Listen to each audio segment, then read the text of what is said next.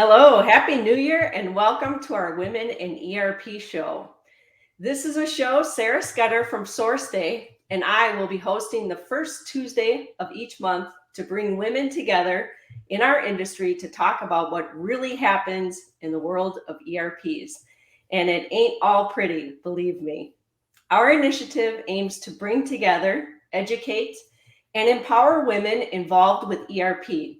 The main theme of this series is to highlight the contributions of women, create social awareness to enhance women's representation in ERP teams, and highlight their voices and their stories. I'm Chris Harrington, president of Gen Alpha, and today's show host. Our digital commerce solution integrates with manufacturers' ERP systems, so my team is intimately familiar with all that can go right and all that can go wrong when utilizing an ERP system to drive a business. I'm joined by Jessica, Anya, and Laurie. They have a wide range of ERP experience, and I've asked them to share their wisdom and stories with us today. To kick off our conversation, please put in the comments where in the world you are joining us from and the best ERP advice you ever received. Don't be shy. Please engage with us in the comments throughout the show and post your questions anytime. Anya, I'm going to start with you. Please tell us a bit about yourself and share one fun fact about you. So my name is Anya Chacherski, a bit of a hard name, but two chairs and a ski.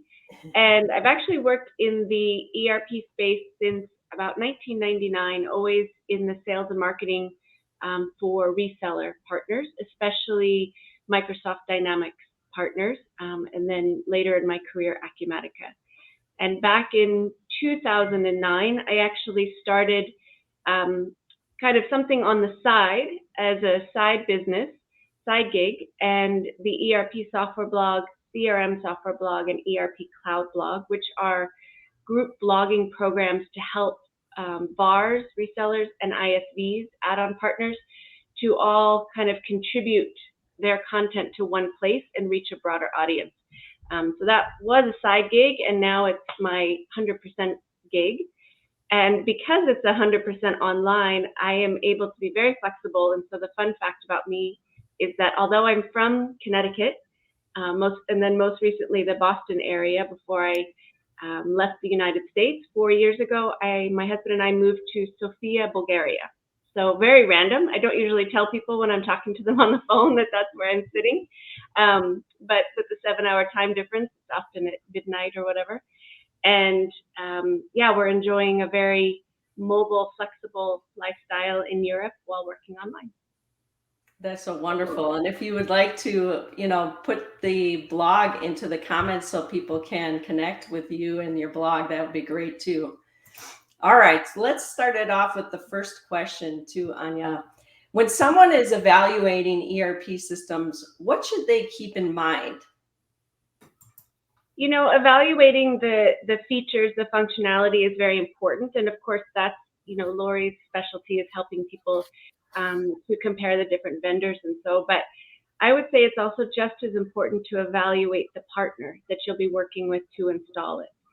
So you could get referrals from companies that have been successful, do searches online, look at a site like the ERP software blog, the ERP cloud blog that lists partner directories. And then I feel a really good way to get to know that partner, to know their style, right, is to read their blog posts. So Laurie has a really good article that she's going to talk about later that mentions that, what people want when they're looking for ERP systems is for the vendors to make it easier to get answers to questions and to better articulate how the solution will help them improve their specific business goals, right, Laurie? And so I think that blog posts are an excellent way for companies to really show who they are and shine in that way, and for a prospect to get to know them in that way. So that would be my advice to someone who's evaluating an ERP system. Awesome. Did any of you other ladies want to comment on that by chance? I will, if you'd like, Chris. Yeah, I mean, a lot of what Anya just said echoes pretty strongly with what I do. I guess I can start with an introduction if that makes the most sure. sense. Yeah, let's do it. Uh, let's do And it. one fun fact. And one fun fact, you got it. Yeah. I am Jessica Gadboys, very pleased to be here today and really thrilled to meet all of you. I have spent the last 8 years in the cloud ERP world. So I really think of myself as a cloud ERP product evangelist and a cloud ERP guru. My passion is helping businesses to move out of these very analog manual worlds that they often live in and take them into the 21st century and give them the solutions and the tools that they need to run their businesses better and to save them money and to ultimately do more business at the end of the day. So that's a little bit about what I do. I've always worked directly for ERP vendors. So I've worked for Oracle. I worked for NetSuite prior to them being purchased by Oracle. And I worked directly for Acumatica for about the last 5.5 years. So, three very powerful players in the ERP world. And my newest gig that I've taken on is I'm now the Acumatica practice director at a software reseller. So, for those of you that are newer to the ERP world, you will find that oftentimes a reseller partner, as Anya described, is the partner that will end up helping you to implement your software system. So I am currently at a reseller of Acumatica, and I'm running the business unit dedicated to Acumatica. So I'm almost thinking of myself as a CEO of this particular business unit. It allows me to have really great freedom and creativity and a lot of control over what Synergy is doing as a company, but all in regard of how we can make businesses better through ERP. That's everything that we focus on. Now, I guess my fun fact, really quickly, it's nothing like Anya, but I grew up near Cape Cod. So people tend to find that interesting because most people think of Cape Cod just as a vacation spot, but some of us actually live here. So our beaches are empty right now, but we're still here. Now, the thing I was going to comment on, just to Anya's point, I think when you're looking for an ERP partner to work with, yes, you want to really understand, do they understand your industry? Do they have references out there? So asking to speak to a reference, finding references or reading their blog information is certainly something that can help with that. Um, but I always go deeper too. Put yourself in the shoes of the folks that are purchasing ERP. Empathy can get very lost in this industry. And personally, that's what I try to hold on to. So look for ethics. If you're evaluating partners and evaluating ERP providers, really understand the ethics of the company that you're dealing with. Are they an honest company? Like Chris was right at the beginning of this, and she said, implementing ERP is not easy. And anybody that pretends that it is lying to you. And you really need to work with a partner that is going to guide you through that risk and help you understand that risk and not pretend that the risk isn't there because it is. So I would say honesty, trust. Can you trust that your partner is going to be there for you when you need them, but B, that they aren't going to, knock you over the head with crazy price increases every year? Can you trust them that they can honestly tell you that? Um, Access. Can they give you access to your data anytime you ask for it? And can they prove that? So I think a lot of people get really deep into the functionality and features, which is important. But we're all people at the end of the day, and we're all buying from people at the end of the day, and really making sure that you're working with an ethical company, in my opinion, is hugely important. So first answer to the first question for you, Chris. Yeah, thank you. No, I think that was great advice, and I would even say that it's great advice when thinking about any vendor to partner with. I love that you brought in the ethical part of it, and even that empathy. As we think about selecting vendors in our own organization, or we hope to be chosen a supplier and partner from other organizations, we would hope that we lead with some of those characteristics as well. So that's wonderful. Are there any other things that you can think of when evaluating an ERP partner to work with that you would want to add here? Or I'm ready to go to Laurie if you've covered everything. I guess just a few final thoughts. I think it is definitely worth understanding the size of the company that you're dealing with. Is this an organization that has two resources that they can dedicate to you, or is there the deep bench, as we always hear, that is prepared to help you and support you? So I think company size is important. I think CSAT is definitely important. I think we're hearing a lot more about customer satisfaction and seeing that users have the ability to score these ERP products. So it's not, Acumatica or NetSuite or Sage saying how great their products are. It's the actual customer users. So looking at those CSAT scores and those Net Promoter scores and understanding how the end users are scoring those products that they are actually dealing with. I think that's another important thing that you can look at when evaluating a partner or a vendor. Yeah, that's great. Thank you. All right. Laurie, can you please tell us a bit about yourself and share one fun fact about you? Yeah, sure. Hi, I'm Laurie Mccabe, and I'm one of the two co-founders of SMB Group. And I have been an industry analyst in the tech industry for a long time. We started SMB Group about 10, 11 years ago after working at different analyst firms. And what we do is really focus on helping small and medium businesses better understand technology and help vendors, quite honestly, better understand their needs, the customer needs and customer constraints. And we look at a really wide variety of business solutions. And as most of you probably know at this point, there's so much overlap, right, in terms of business solutions. Even what's in an ERP suite? Well, sometimes there's marketing in there too, right? And sometimes there's HR in there. It's not just about the financials and manufacturing and logistics anymore. So we tend to take a pretty holistic view. We do a lot of market research with small and medium businesses. And that's kind of our focus and the lens we view everything from. It's through that customer lens. And I guess my fun fact isn't here with me. I have a COVID puppy. She's now, I guess, a dog. She's a year and a half old almost, a beautiful yellow lab. And she's usually with me for all of my meetings. But today, for a couple of reasons I won't get into, she's not. But she's been a very fun fact in my life. And yeah, that's kind of my intro. I didn't know if you wanted me to continue on with the thread that we were on, Chris, or not.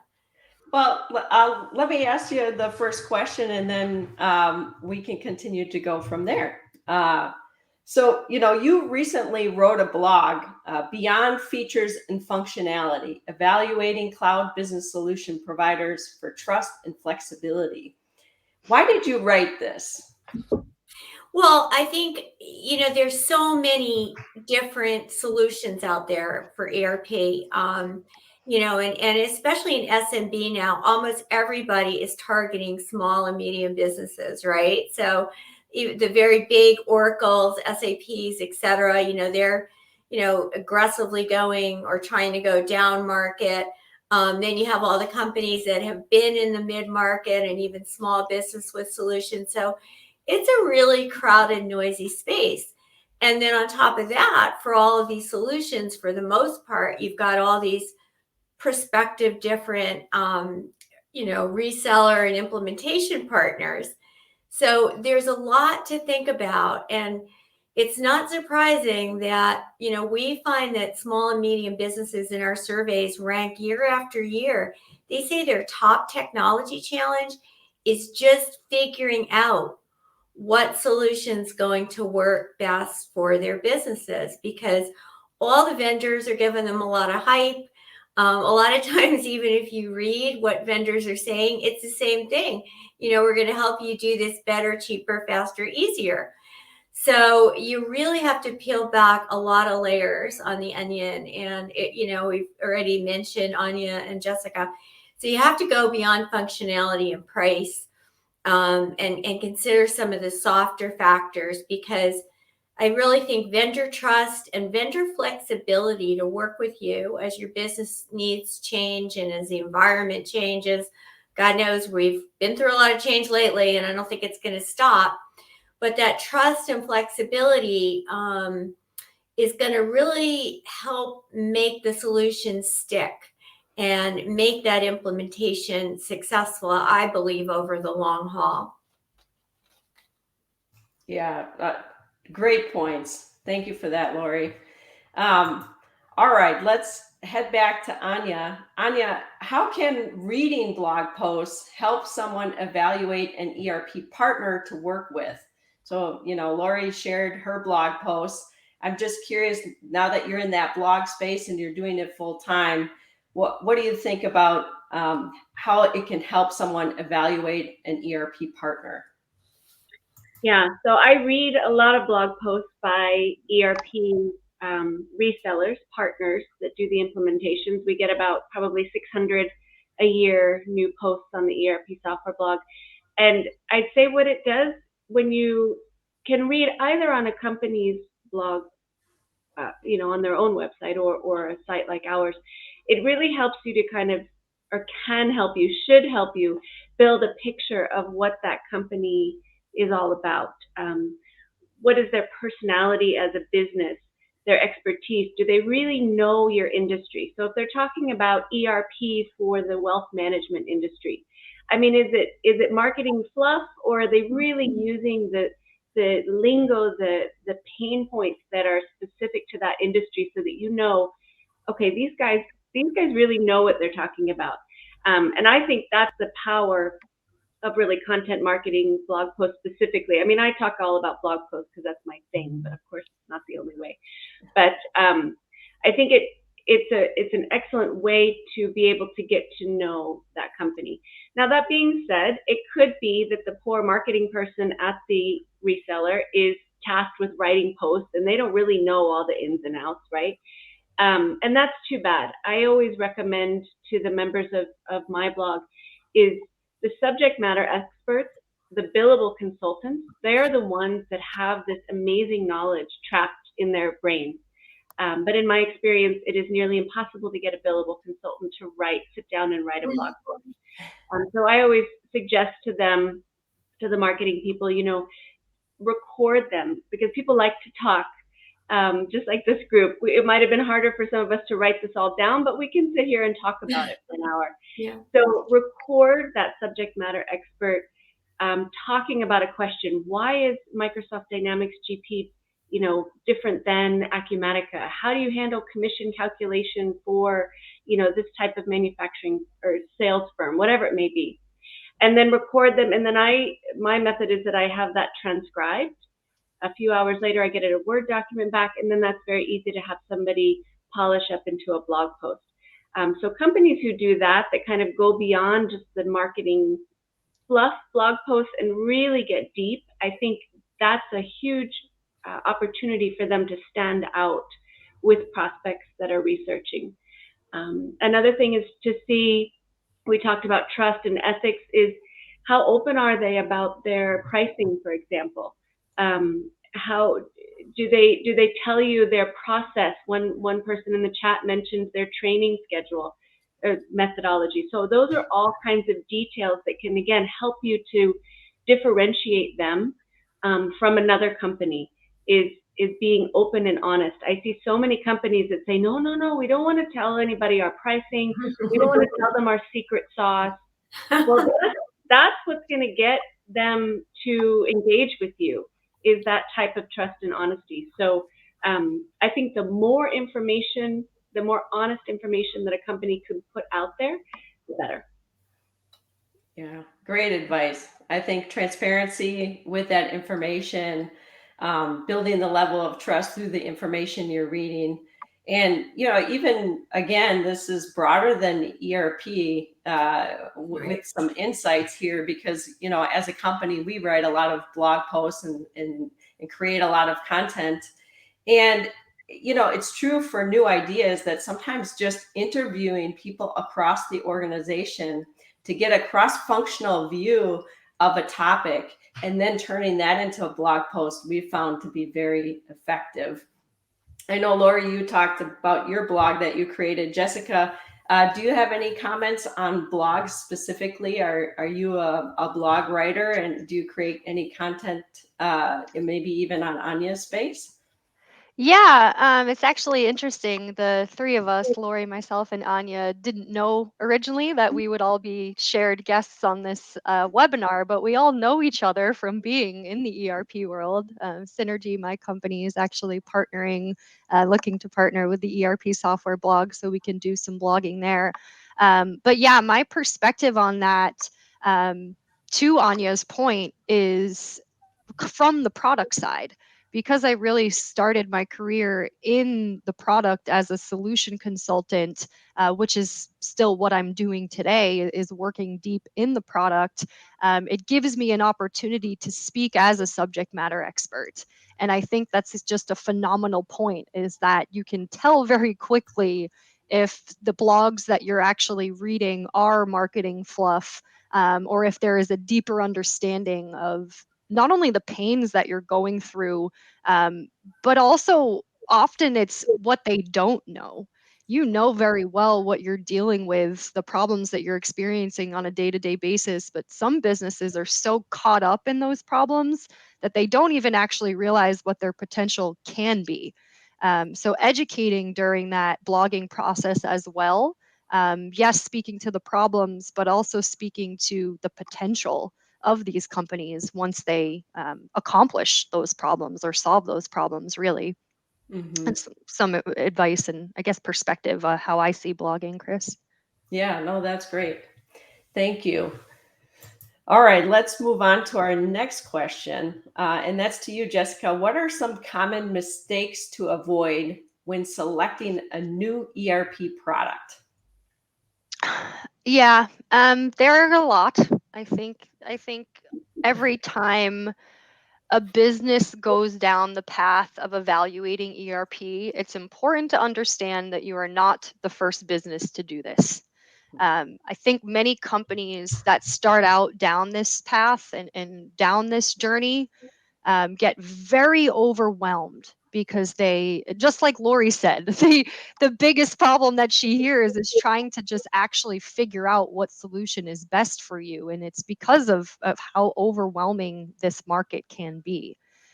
So the first thing that I would say is try not to evaluate too many systems. And that I'm saying, do your research, watch your videos, read your blog posts. You don't have to sit down and evaluate the top 15 ERP systems end to end.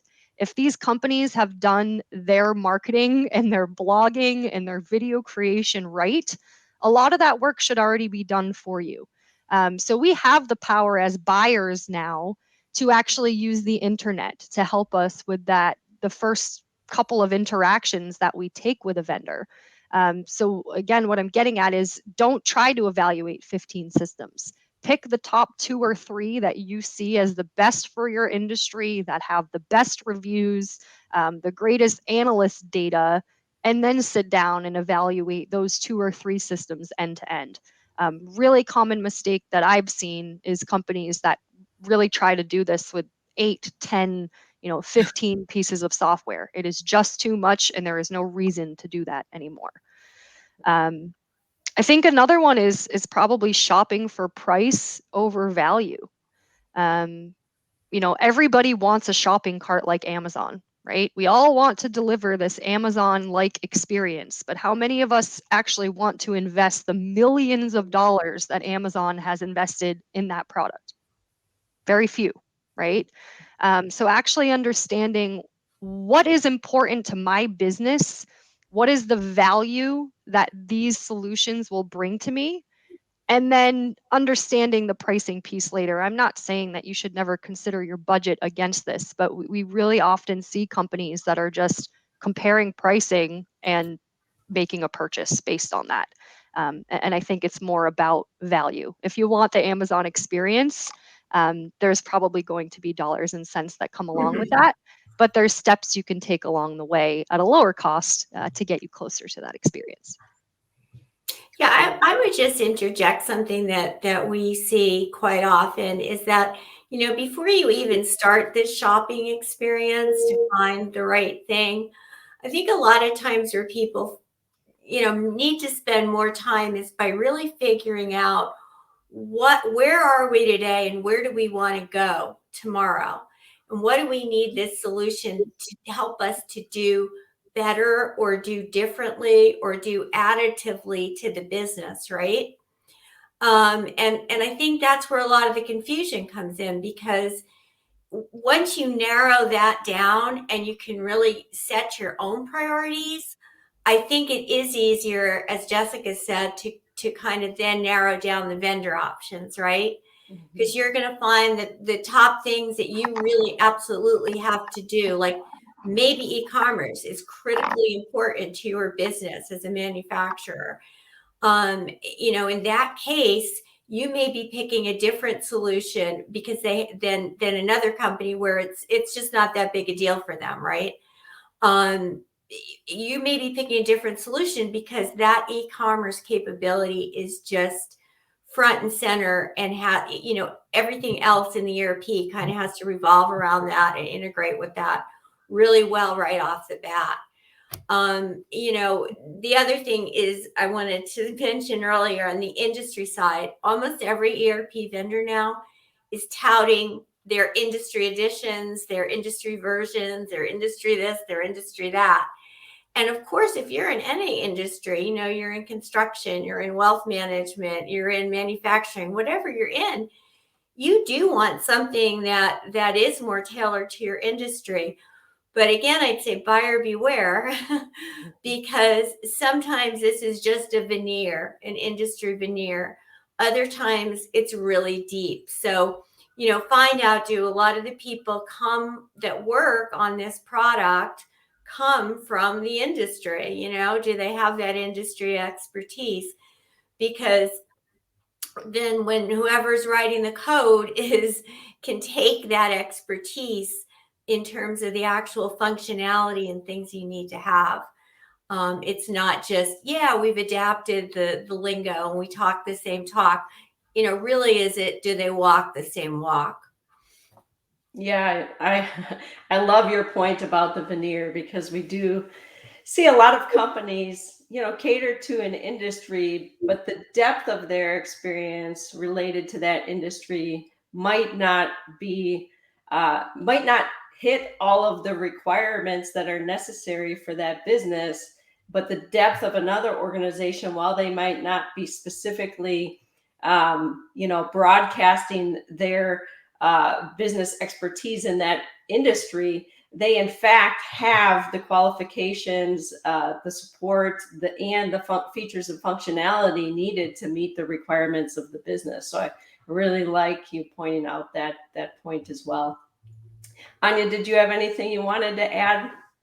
When Laurie said that, it also made me think that sometimes those very industry specific niche software packages can be lacking on the actual accounting financial side. And really that's what you wanted in the first place. So Yeah. Sometimes it can be better to go with a really solid package like Acumatica, like Microsoft Dynamics, NetSuite, whatever it is, and then add on that extra functionality that you need. So it's really a balance, because you could end up getting a bit more of a no-name package and then be looking for support later on. There's not as big of a partner network to support you. So definitely going with industry specific versus, something more standard with add-ons or customizations is a serious choice to make. Sure. I think too, and I know we haven't talked about this, but the ability for these ERP systems to integrate to other systems today, how easily you can integrate to another system, because technology is being developed all of the time, right? So Yeah. one of the points that you might want to make sure as a business is in fact, how easily can I integrate this to other solutions if and when I need them at a later point in time? Yeah, I know. that gets into that flexibility, right? So you Yeah. have to look absolutely at the partner network and at, do they have the open APIs? Do they have a healthy, strong partner ecosystem? Because nobody is going to deliver everything all the time. And not only does that help you to get the extra functionality you need, if the vendor has a very modern open architecture, it also makes it easier for them to embed newer technology. So whether that's AI or Internet of Things technology, edge computing, whatever may need to be in that solution next, that modern open architecture is going to make it easier for both them and their partners to add new capabilities. And that's going to help you as a customer down the road. Sure. Jessica, did you have anything to say there? I thought you had a thought. You're reading my mind. Yes, I didn't. I didn't want to speak up. But yeah, the point around integrations and just finding point solutions or customizing your system heavily and unnecessarily, I think, are some pretty common mistakes that we see as well. You hear about some of the most famous ERP failures of all time, and very often it's because of some of the same reasons. Hershey, Nike, there's a lot of massive companies out there that have famously failed at their ERP implementations because they tried to customize things that maybe they should not have. Spending millions on these customizations, that there are solutions that exist for those exact purposes. So I know we've echoed that point a few times, but you don't need to go out and build your own quality module. Someone else has already done this. They have invested a lot of money in it, many people, and thinking that you have to do these things custom for your business because your business is unique is not necessarily always true. Yes, your business is unique, but building custom software to match it probably isn't the safest route, considering how many industry experts have gone before you. So just in the way of integrations and adding on point solutions, I guess that would be my 2 cents in that area. Yeah, great comments by everyone there. All right. Laurie, back to you. Many of the factors around selecting an ERP provider can be more difficult to assess than functionality and price. Everyone prefers to do business with someone they trust, but how do you recommend people assess vendor trustworthiness? We've talked a lot about trust today. So can you just give us some insight there? Yeah, just trust me, Chris.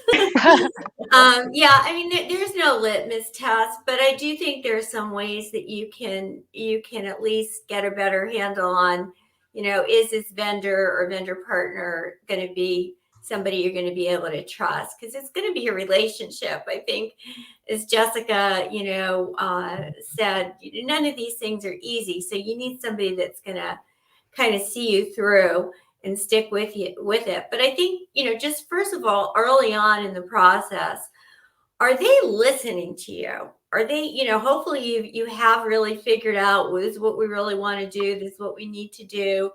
This is what we can do on our own. This is where we're going to need help. All those things.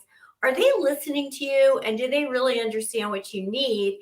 And then do they clearly explain to you how their solution is going to help your business, right? So this is after you've done that initial evaluation, reading blogs, getting your short list. This is when you're really kind of talking to the vendors one-on-one. Because it's just like a relationship, right? A personal relationship or a relationship with your doctor. They have to understand what you need. And then they have to be able to tell you how they're going to help you. I don't remember who mentioned it before, but definitely the connecting you with reference customers. And very much reference customers that share some similarities to your business, right? If you are a distributor and they're sharing a reference from the construction industry, I don't know how helpful that's going to be. So, you're a company with 500 people and they're telling you what happened at Nestle. I don't know if that's going to help you either. So, you want to be able to talk to these customers, not just read case studies. Now, another thing I think is important is, what's their employee culture like? How do they treat their employees? Because you know what? If their employees aren't happy, you are not going to be a happy customer. So go on Glassdoor and go on some of these other sites where you can see what employees are saying. How are they stacking up this company? Happy employees are probably going to make you a much happier customer. And then finally, you're going to be, signing a contract. Is this contract, obviously your legal team's going to look at it and everything else, but I mean, is this all clearly explained to you? Are the SLAs, the service level agreements clear? Is what's going to happen with your data, who they may be sharing it with, if they're sharing it, or when it would get shared, how you get it back, all those kind of details. What happens in terms if they do have an outage, if things go down? Is there any kind of compensation for you from them? So those are the things in addition to the legal kind of T's and C's, do you understand that? Do you understand the business impact of this contract? And I think vendors that take the time to make sure you do and make that easier to do are probably going to be more trustworthy in the long run. Yeah, all great points on trustworthiness there, Laurie. I think, even as a solution provider, again, not an ERP solution provider, but a digital commerce provider of solutions, I take a lot of that advice to heart. And I know we're always continuing to try to ensure that we expose our people to the buyers so that they see, again, not just the sales team, but the team that they would be working with after the purchase.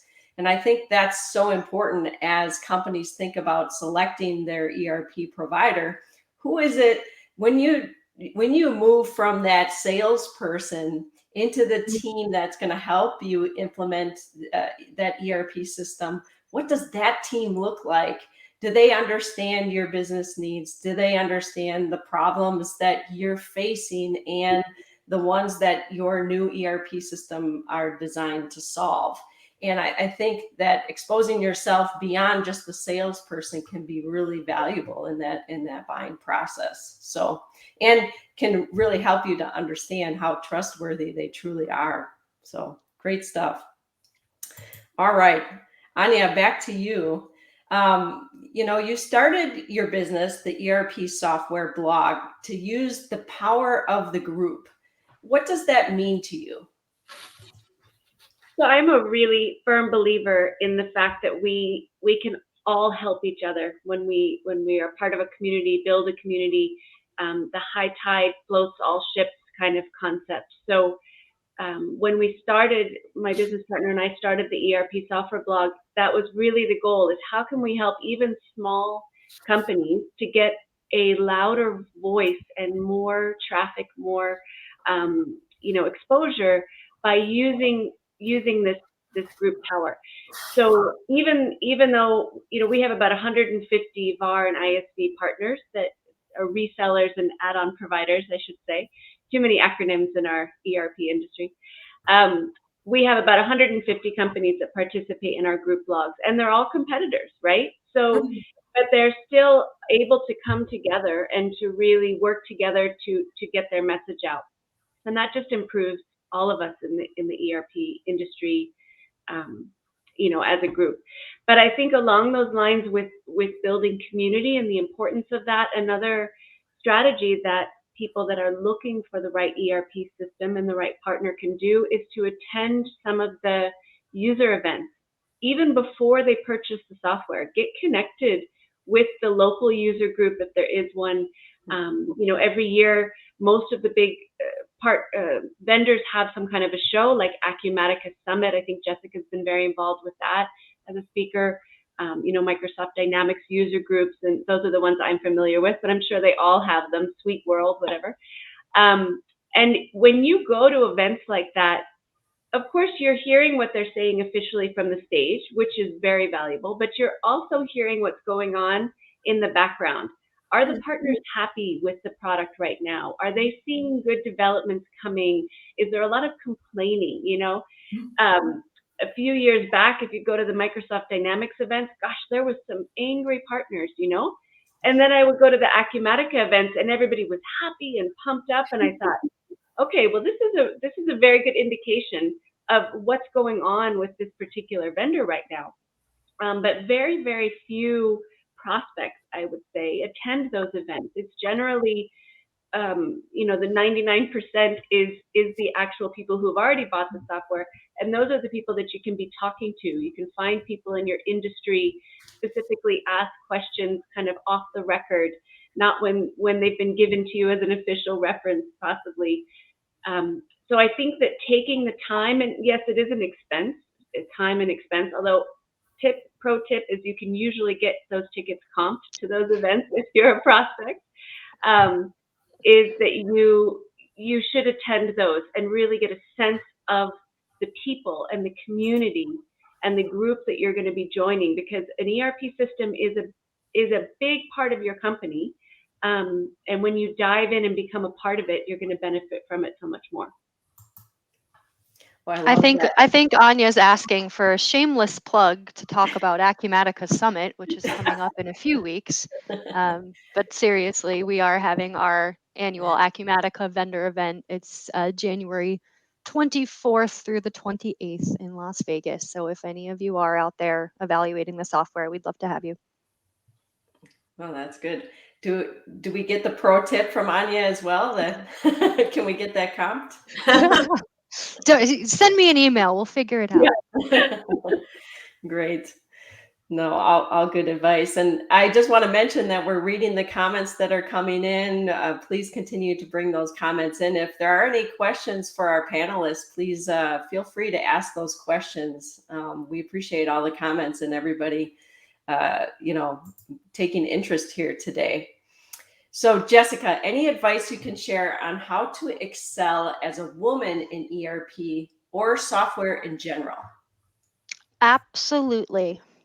I think in my personal experience as a woman in ERP, the single biggest step that I ever took to advance my career was just learning the product. I started in ERP when I was 22. I knew not even what ERP stood for, and it was very scary. And you look at, I was in business development at the time, and you look at the folks that are, solution consultants and implementers and sales reps, and it all seems very far away when you enter this world. And all it took was for one person, a manager that I had, told me that I could be a solution consultant. They said, you have what it takes. Go learn the product, and I really think it will help you for the rest of your career. And that one person, who to this day still is so near and dear to my heart, is the reason why I took the leap, because someone told me that I could. And I learned the product, and it's now what I love really more than anything.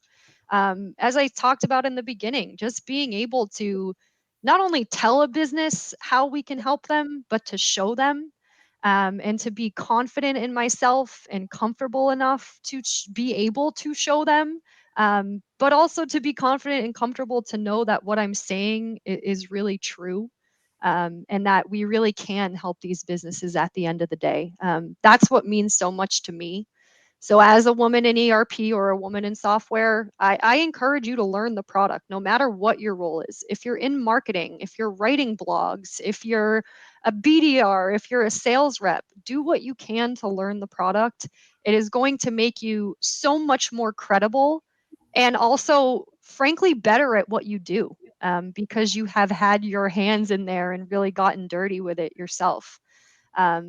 I guess my final comment is to lift other women up as you're doing that. That one person that told me I could do it means so much to me, and my hope is to be able to lift other women up, other men up who want to do the same thing. That's really important for me in this world as well. Oh, such a great story. I can tell you that it really resonates with me personally because in my first manufacturing role, as a professional, I guess I would say after having gone to university, I started as a financial analyst. And my manager basically told me, use the ERP system as a tool. And it was the best advice I had ever received because, like you, I didn't know what ERP was. I had no training about ERP, but I came into this role understanding that that was the tool that was going to help me do my job. I moved into product management, and eventually I was in business strategy, really trying to get performance for the business. Ultimately, it was sales leadership. And I can tell you that as a sales leader, the ERP system was my tool. And I don't think that many salespeople think about the ERP as that tool. It's a place to get facts. It's so much of business is managed by opinion, right? Whether that's internal opinions about the business or your external customers and their opinions of your business. And within the ERP system, you actually have facts. And you can run reports and measure your business. And maybe those opinions are validated in facts, or maybe they're not. But at least you have a place where you can talk with transparency with the actual data. And I just love that advice. I would ask all of you, do you have any advice for women in ERP? Laurie, do you have some advice that you'd like to share?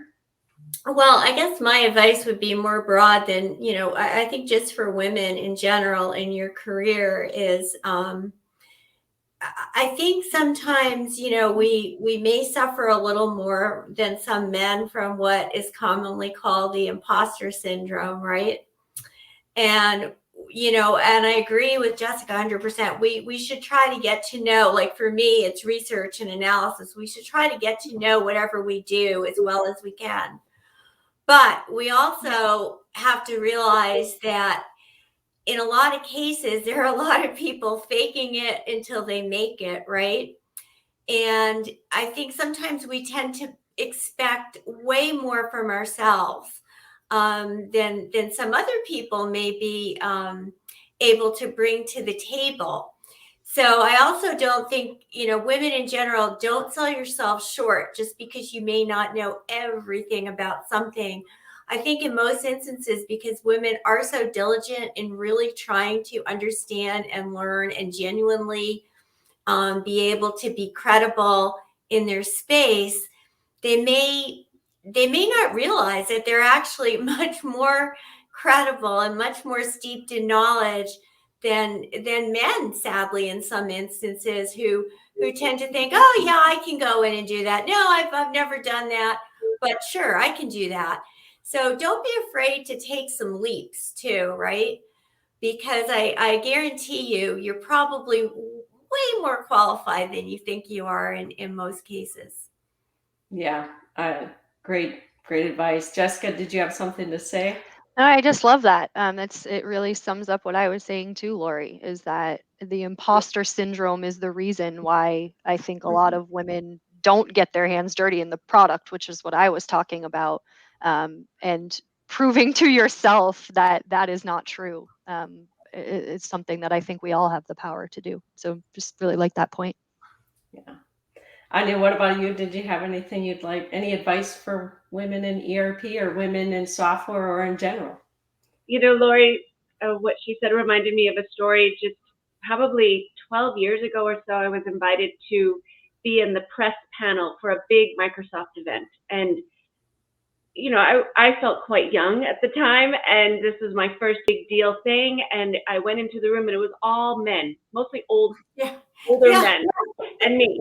And I'm sitting there with the president of this Microsoft Business Division, and I'm thinking, who am I to be sitting here? And Jennifer Harris, who was on your first show of Women in ERP, she came up to me later and congratulated me on, being a part of this. And I downplayed it, and I said, oh, it's, I don't really know why. And she said, stop doing that. She said, if you were a man, you would not say that. You would just say thank you and be proud of where you are.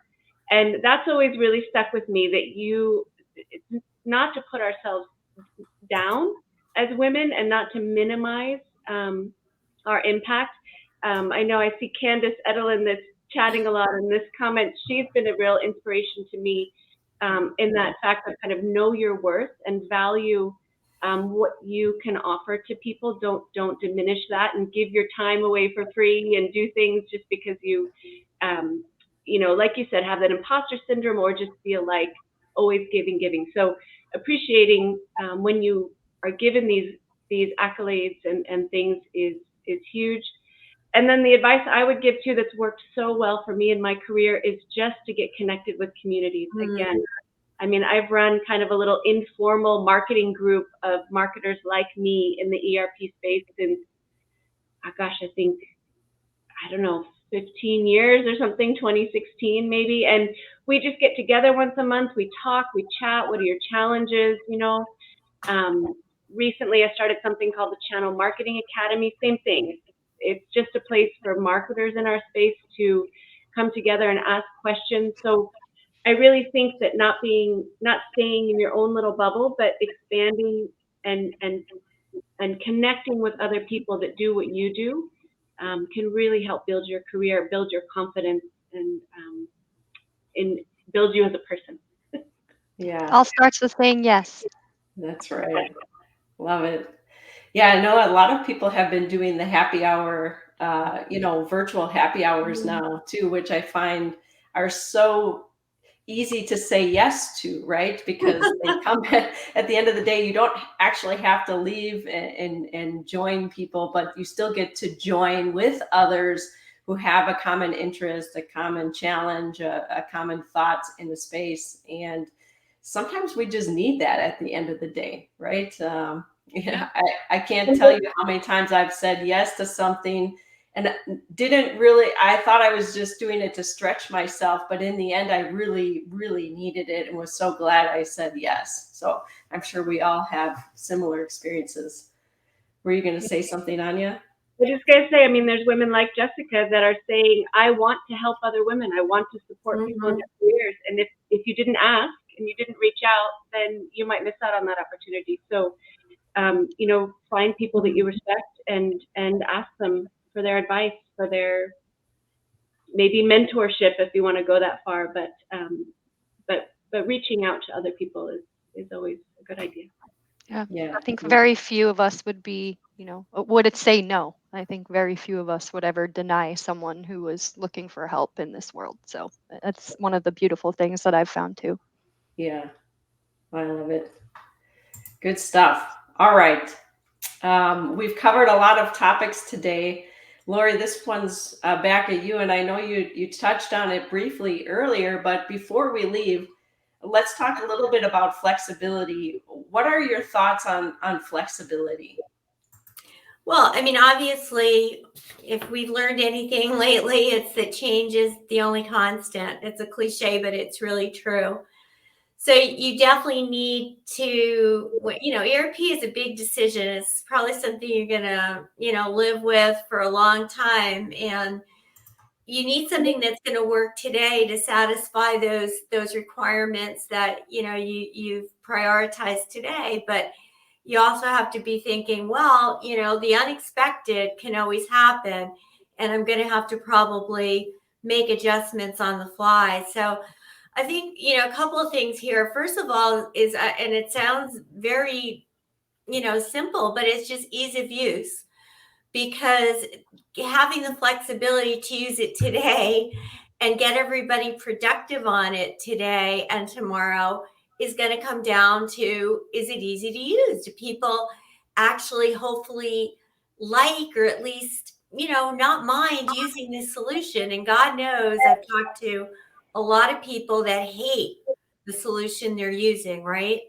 So make sure everybody gets a chance that's going to be using this, ERP in different departments of the company to kick the tires and make sure people are going to adopt it and use it without, having to be yoked into it.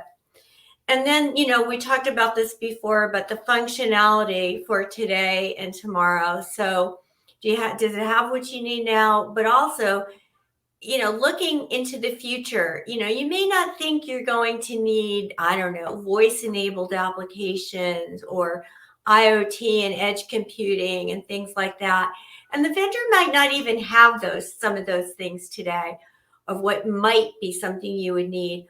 But what's their roadmap? Do they have an innovation roadmap? And do they have, a chief technology officer or somebody else in the company that can really talk about how they see the future and how they see some of these newer technologies, helping you and your companies like you in the future. And then finally, I already mentioned this, but it's that partner ecosystem. Because again, no vendor is going to do everything you need. So you need a solution vendor that has that partner ecosystem that can fill in all those gaps again today, but also something you may not even realize you're going to need in 3 years. Mm-hmm. Yep, great. Any other comments on flexibility as we close with that topic from Jessica or Anya? It goes with what Laurie's saying too, but I think just understanding the ongoing investment of the provider that you're working with. There's a lot of very big ERP products out there that have, they don't even have new enhancements anymore. All they have is bug fixes. So understanding the future of the company, as Laurie said, the roadmap, the underlying platform of that product, and if it's even built on the correct tools to allow it to be flexible. These are, I guess, just some additional pieces that I would add to that.